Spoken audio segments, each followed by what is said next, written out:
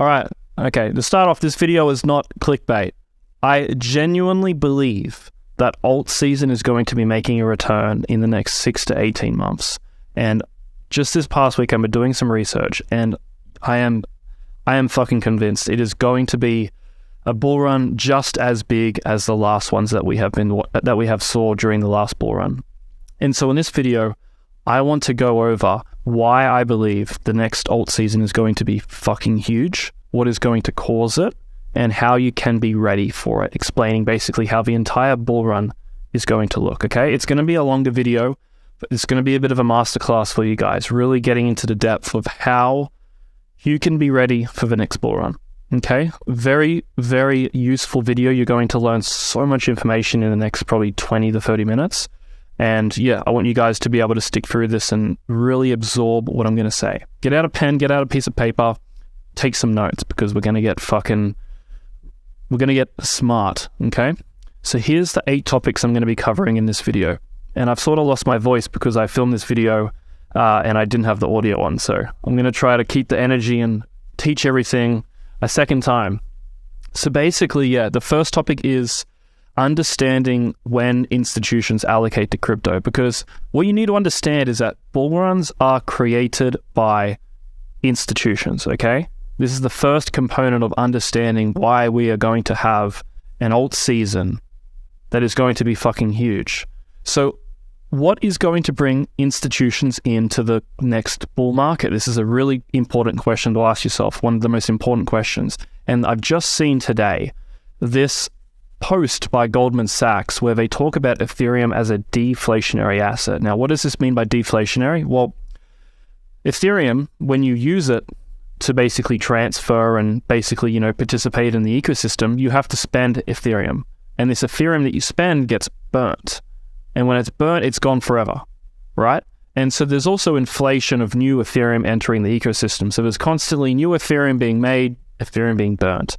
Okay, and right now there is more Ethereum being burnt than being made, meaning that the total supply of ETH is decreasing. It's deflationary. And this narrative of deflation, which has been occurring for several months, is now being picked up by some very big institutions. One of them, for example, is Goldman Sachs. Now, why is this important? Well, you need to understand that every single bull market that has ever occurred has occurred because institutions spotted a narrative and they began to accumulate very, very large positions, okay? Let me give you some examples. I need a chart with lots of history. So even the bull run back in 2015, this whole period here was driven by institutions looking into crypto and specifically Bitcoin and going, holy shit, this thing has huge potential. Look, they were basically looking out 1, 2, 3 years in advance, and they just saw something, saw a narrative, saw a story forming that was going to drive price higher, okay? And what happened in the last bull market? Sorry, ignore all the shit on the chart. Let me get a better chart. Now, what happened in the last bull market? Well, if you have a look here, Paul Tudor Jones in October 2022, on October 22, 2020, went on live TV. This is one of the most famous investors of our time right now. And he basically told everyone about how bullish Bitcoin was. And you can see the price on the screen here. It was at $12,000. Well, what happened after this? Well, if we look at the chart, when was October? October's here. Bitcoin went on a huge rally, going up almost 4 to 5x from the entry that Paul talked about. Now, remember, institutions, these funds, they buy crypto before they go on live TV, okay? They're not going to say, I'm really bullish on this asset. I haven't bought it yet, though. You can all buy it before me. No, they fill their bags and then they shill. So you need to understand that this whole period here, this entire accumulation period, similar to 2015, was institutions buying and getting allocated to crypto ready for that next bull run, okay? And so now that we know that the rallies begin with institutions and they end with retail investors who come in later, who speculate, we now need to ask ourselves, well, what is going to cause the next bull run? And that is what has interested me about this article, because finally, after I haven't really seen a reason for another big bull run since 2021, like a reason why institutions would allocate, I haven't seen one. I now finally see a narrative beginning to form. And I believe that this is an inflection point right now where the first large institutions and players are beginning to understand, holy shit, this Ethereum thing is absolutely ridiculous. And in a world of high inflation, of people trying to find a way to get out of this inflation, to preserve the value of their wealth, there's now this asset which has a huge market cap that you can put a lot of money into, and you can actually have your value of the total network increase as it deflates. And you can also, as a second component, stake your Ethereum and receive a 5% give or take yield for just holding your Ethereum. So not only do you have a deflationary asset, which will probably appreciate in value, you're getting more of that asset over time. That is what you would call a crazy narrative, which is going to drive price for the next bull run. Because what you need to understand is that narratives are everything. Narratives are the most important part of any asset having a really huge price performance, okay? Let's look back at what Paul Tudor was talking about, right? Why did Bitcoin go up so much? Well, it was because there was a really big narrative behind it. What makes a good narrative? Like when I say narrative, what do I mean? Well, a really good narrative it has two components. It's sophisticated, but it's simple to digest. So a really good narrative has layers to it. It's a really complex story. It's something that takes a while to understand, but it has so much nuance to it. But it's sort of simple to understand when you get it. That is what happened in this 2020 bull run, right? Because what was happening at the time? Well, there was unprecedented quantitative easing. There was, inflation going to make a grand comeback. And there was Paul Tudor Jones saying that Bitcoin is the best inflation hedge, basically saying, with all this money printing, you own Bitcoin, inflation won't affect you. Because that was the big story. Money printing, COVID, oh my God, inflation's going to happen. How do I prepare? Well, you basically buy Bitcoin. One of the biggest investors of all time was like, buy Bitcoin. What else did he say? Well, he also said, another thing, which was, where was it? He said that it was in the first innings of the bull run. That's another component. But he also said one more thing. Where is it? Yeah, he said that it was on the menu of the inflation trades. It's another component of the part here where he talks about it being the best inflation hedge. But I think he mentions it in the video. He says that it's like investing early in a tech company. So again, that's another component of this narrative, right? A narrative needs to be sophisticated and easy to digest. So we have an asset which is an inflation hedge. It's like a tech company. It's like a digital gold. There's all these little narratives which create this complex story that allows the price to have a huge performance, okay? Think about this, okay? Think about what in life has the biggest narrative and story behind it. What is the big folk story and narrative that is a big part of society? Well, religion, right? What is religion? Religion is a set of stories. It's often a large book which contains a narrative. It's text written to explain things. And that concept of a narrative, of a story, when it's sophisticated and has depth, it is so much more convincing and compelling to the person reading it, right? Think about how big the Bible is. Think about how complex the Quran is. It's a story, it's a narrative, and the more complex, the more depth, the more simple it is to digest, the more compelling it is as a story. And it's the same thing with investing. The best investments are those with a narrative and a story that is both sophisticated in its depth, but easy to digest in its nature.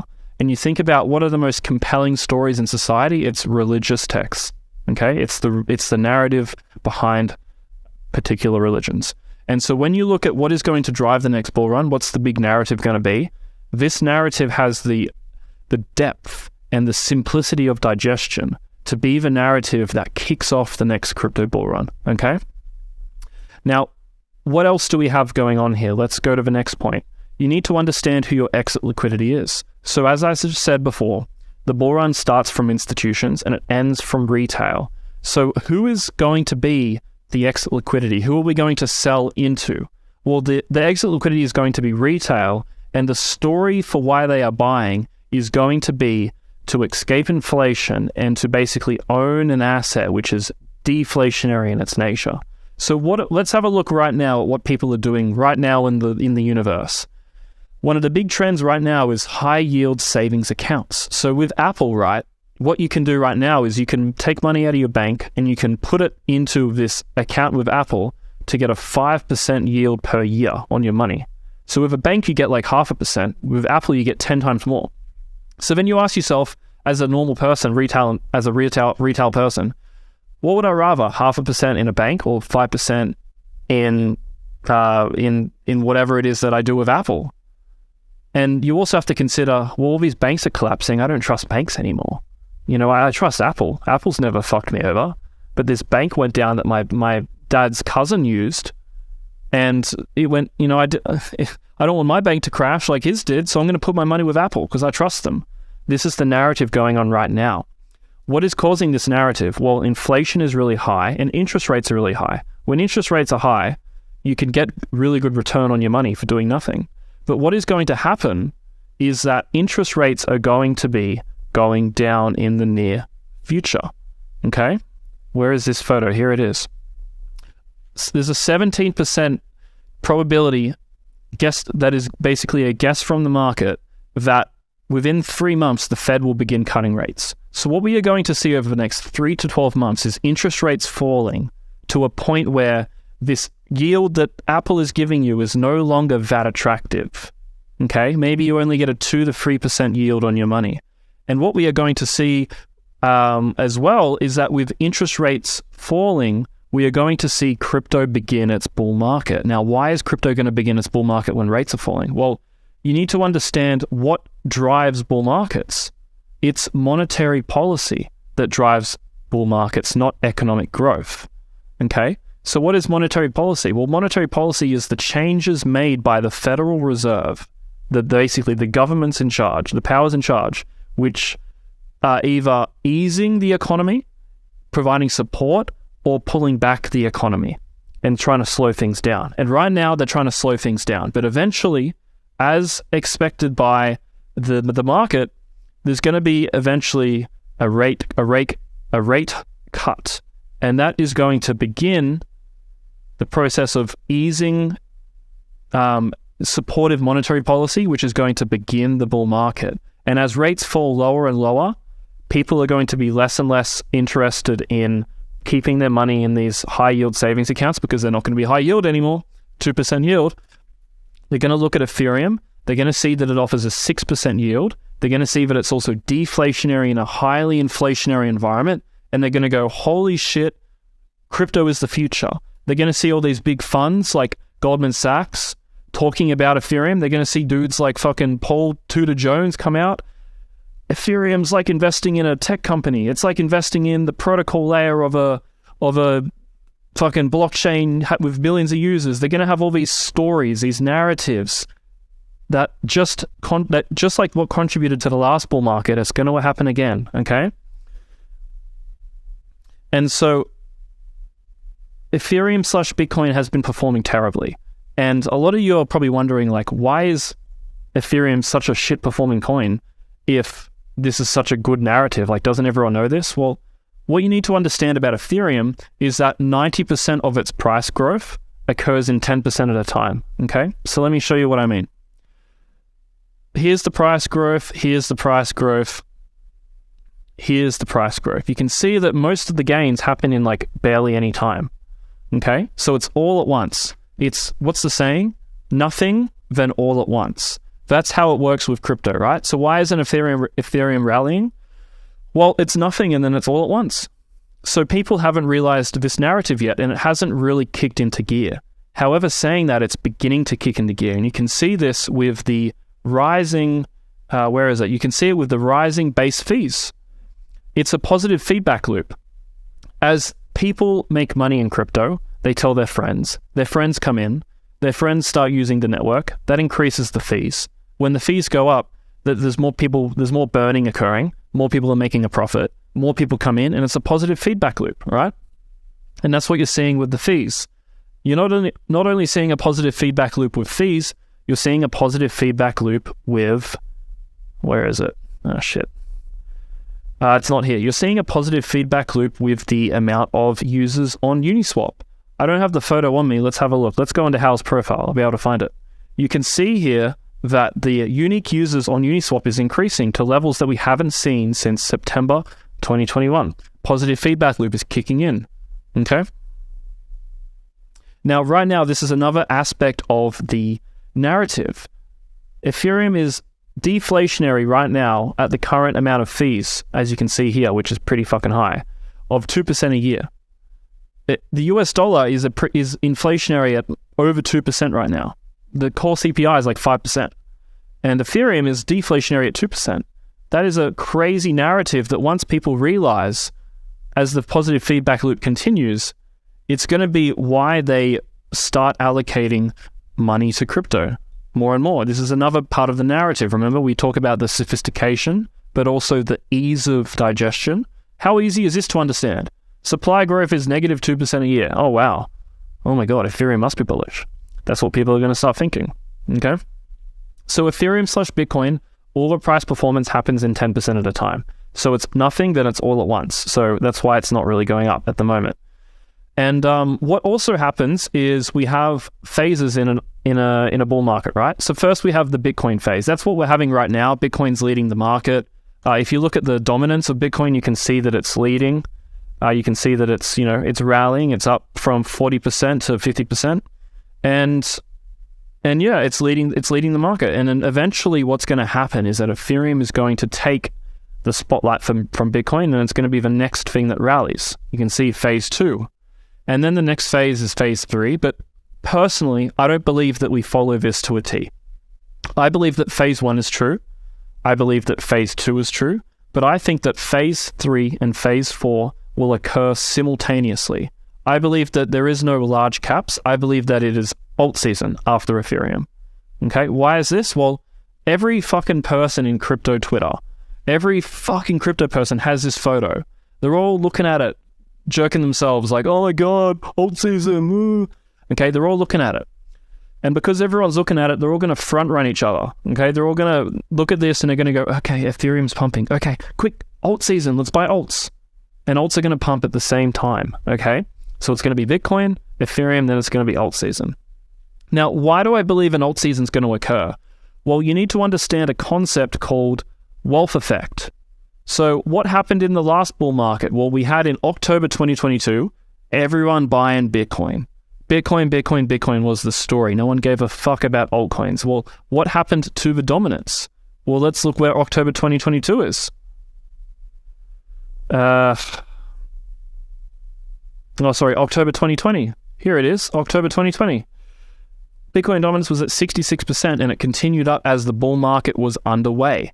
But then what happened? Bitcoin, the wealth effect occurred, everyone got rich as fuck, and they all went, well, what am I going to do now with all these profits that I have? And they looked at the crypto ecosystem, at Ethereum, at all these altcoins, and they were like, oh shit, I can grow my money that I just made into even more money buying these altcoins. And so then they all start buying altcoins, and then the cycle returns again of this one. Okay? And so the wealth effect is everyone has all this money in the casino and they all want to basically continue to make money, but Bitcoin's already pumped. So they need to find something that hasn't gone up. And that's why they go into altcoins. And another thing that is making me believe that alt season will occur again is meme coin season, and that's what we're seeing right now. Meme coin season is promising because what it's showing me is that there is still a large amount of speculative demand for very gambling-based altcoins, even though the market is in a period where it's very much just bearish and sideways. The fact that Pepe Coin can go from like non-existing to $1 billion market cap in the space of weeks, maybe months, I don't know what it was, during basically a bear market is a really good sign. I know it's bearish because it's basically fucking gambling, but it's bullish in the sense that that speculative demand for people to grow money in shitcoins is still there. And what do you think is going to happen in 6 to 18 months from now when Ethereum is up 5 to 10x because of this narrative? Because interest rates are falling, the yield on these high interest accounts isn't that high, and people start going, well, where am I going to put my money now? They start bidding up risk assets. The positive feedback loop is kicking in. Ethereum is leading the bull run because Bitcoin goes first and then Ethereum goes, and all these people are 5 to 10x their money. What do you think they're going to do? What are they going to do? They're going to buy shitcoins, okay? And that is why I believe that alt season will occur again, because the wealth effect for Ethereum is going to be so large, and there's going to be an ecosystem of altcoins and different casinos that you can participate in. Shit's going to go ballistic, okay? So let's look at the time horizon for the next bull run. When can we expect all this stuff to occur? Well, before this happens, we have some bearish catalysts ahead of us, okay? We have, for Bitcoin, a ton of supply coming onto the market. So we have a big tailwind of Mt. Gox and the government. So the US government has tens of thousands of Bitcoin to sell, and Mt. Gox has tens of thousands as well. This is I can't remember how much, but I think it's billions of dollars that's going to be sold onto the market. This is a negative catalyst, which is going to be a tailwind on price. Sorry, I think it's the word's headwind. Anyway, it's going to be negative for price.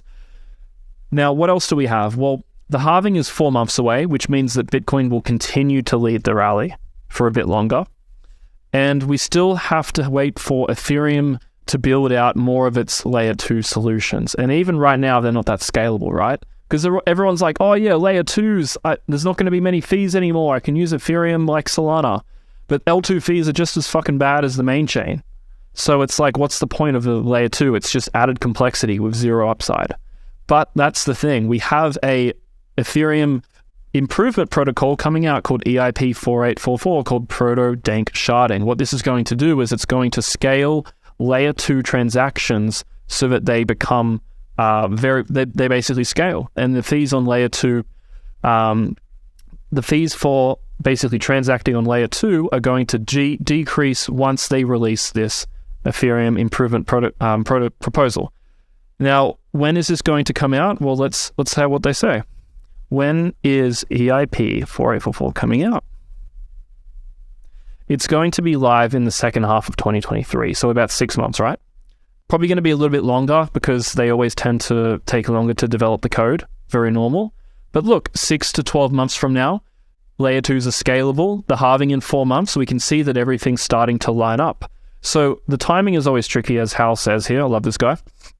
But accumulating during the next 6 to 18 months is looking very likely to be very profitable because of all of the different variables lining up. And as we just saw before, interest rates are going to take, a few months before they begin to decline, which means that in 3 to 12 months, interest rates will be low enough that people are not really interested in a high yield savings account, and they're going to start allocating to a deflationary asset such as Ethereum.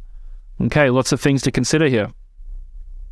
And this narrative will start to kick in. You're going to start to see in the next 6 to 18 months a bunch of fund managers coming on live TV talking about Ethereum. Oh, wow, it's this crazy deflationary asset. It's an investment it's like an early investment into a tech company. All this bullshit, which is a story to pump their bags because they've recognized before the retail investors a promising asset class that they've got their money in and they're trying to make money. Okay? Pretty straightforward, this whole thing so far.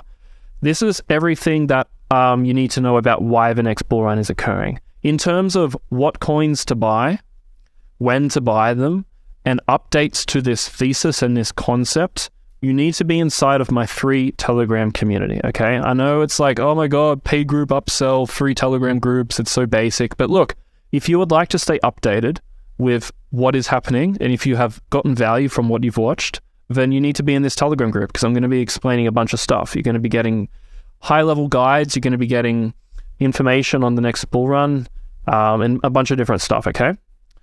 So if you like this video, I would like if you could leave a comment below. I'm going to be replying to all the comments with any feedback, any questions that you have, anything that you'd like me to cover. I'd love if you could leave a comment. As I said, I'll be replying to all of them. So thank you guys for watching. The next bull run's going to be fucking crazy.